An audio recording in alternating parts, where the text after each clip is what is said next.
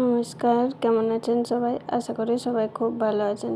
আমি কনক চলে এসেছি আবার একটা নতুন ভিডিওর সাথে। এই যে সকাল সকাল কিচেন থেকেই শুরু হয় আমার দিন।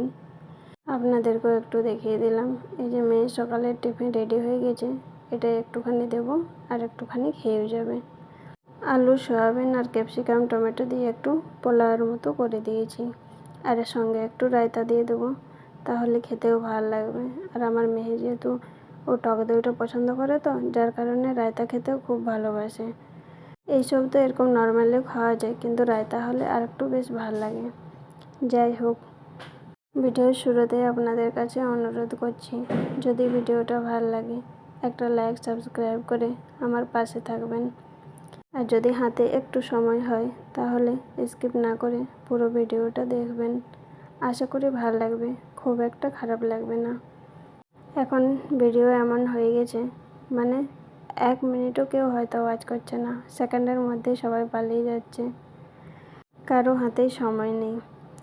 এই যে মেয়ের যে লাঞ্চ বক্সটা পেয়েছিল, এই নতুন লাঞ্চ বক্সটার থেকে আজকে দিলাম। ও এরকম এই খাবারটাও পছন্দ করে, আর যেহেতু নতুন লাঞ্চ বক্স দিয়েছি, ও এরকমও খুব খুশি হবে। টিফিন রেডি হয়ে গেছে, এবার এই যে মেয়েকে নিয়ে বেরিয়ে পড়ছি।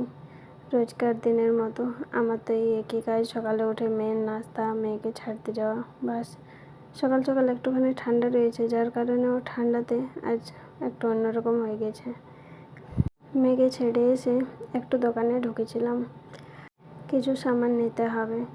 কী হয়েছে বলুন তো, মানে মানুষ যে এরকম হয় সত্যি বুঝে পাই না বাবা, কেন এরকম করে। আমি কালকে সন্ধেবেলাতেই দোকানে গেছিলাম, পার্চি দিয়ে এসেছিলাম।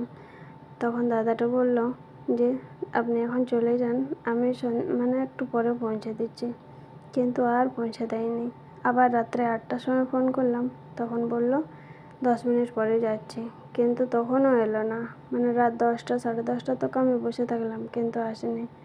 তাই সকালবেলা মানে একটু দোকানে ঢুকেছিলাম, যে পার্চি দিয়ে এসেছি, কিন্তু তবুও মানে সামান পৌঁছায়নি। কেন, মানে কত রকমের মানুষ হয় বুঝে পাই না। তাই হাজব্যান্ড ফোন করে বলছিল যে কখনো পার্চি দিয়ে আসবে না, যা হবে সঙ্গে সঙ্গে নিয়ে আসবে। এরকমটা করে না, আমি মানে যতবার যাই নিয়েই আসি, কিন্তু তখন ও বলল, মানে একটু বিজি ছিল ফোনে, যার কারণে বলল যে এখন চলে যান, আমি 10 মিনিটে পৌঁছে দিচ্ছি।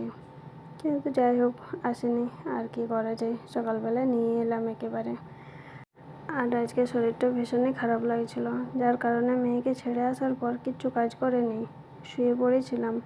10:30টার সময় ঘুম থেকে উঠে একেবারে স্নান করে আর এই রান্না বসিয়েছি, পুজো টুজো করে। বাকি আর সকালবেলার এরকম যা রান্নাঘর পরিষ্কার করা বা এরকম ঝাড়ু পোছা, এগুলো মা করে দিয়েছে।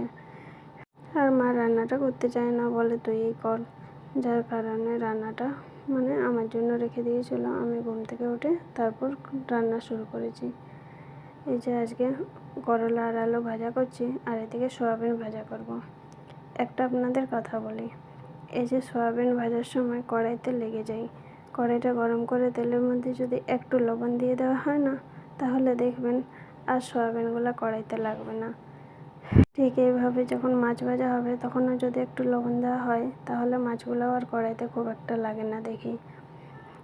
একটা সময় সয়াবিন ভাজলে কোনো মতেই কড়াই থেকে ছাড়াতে পারতাম না।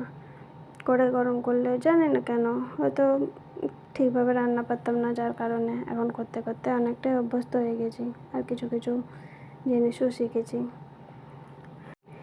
যাই হোক, এই যে আলু আর করলা ভাজা প্রায় হয়ে গেছে, এদিকে সয়াবিনটা কষিয়ে নিচ্ছি। একটু ক্যাপসিকাম দিয়েই করব, কারণ ক্যাপসিকামের ফ্লেভারটা না আমার খুব একটা পছন্দ লাগে না। এরকম সবজি যাই খাই না কেন, ক্যাপসিকামটা খুব একটা ভালো লাগে না, তাই একটুখানিই দিয়েছি। চলুন তাহলে রান্নাবান্না করে পরে আসছি আপনাদের কাছে। তারপর তো আর ভিডিও করতে পারিনি, যেহেতু রান্না করতে অনেকটা লেট হয়েছিল। তারপর মেয়েকে নিতেও চলে গেছিলাম। এই যে মেয়েকে নিয়ে এসে ততক্ষণে আখের রসের গাড়িটা এসে গেছে, তাই মেয়ে বলছে মা একটু আখের রস কিনে দাও। তো আমি ওপরে দাঁড়িয়ে আছি, ওকে পয়সা দিয়ে পাঠিয়েছি, আর ওপর থেকে বলে দিয়েছি ওকে বানিয়ে দিতে। আগের থেকে বানিয়ে রাখিনি, যখন যার যতটা দরকার হয় 1 গ্লাস 2 গ্লাস সেভাবেই বানাই। যাই হোক, মেয়ে এই যে আসছে। তারপর মেয়েকে ফ্রেশ করিয়ে এই যে খাবারও খেয়ে নিয়েছি। এখন থালা বাসনগুলো মেজে নিচ্ছি। মা বলছিল ছেড়ে দে, শরীর ভালো লাগছে না, তো আমি করে দিই। কিন্তু কী বলুন তো, বসে থাকলে না আরও যেন বেশি শরীর খারাপ লাগে। আর নিজের সংসারের কাজ নিজেকে তো করতেই হবে। হ্যাঁ, মা এসেছে, তাতে অনেকটা উপকার হচ্ছে ঠিকই, কিন্তু তাই বলে সব কাজ করাবো এটাও ভাল লাগছে না। আর সকালবেলা নাস্তা রান্নাবান্না যা কিছু ছিল সবই মা করেছে, আর ঝাড়ু মোছা। কারণ মেয়েকে ছাড়া আসার পর আর শরীর চলছিল না, তাই আমি শুয়ে পড়েছিলাম।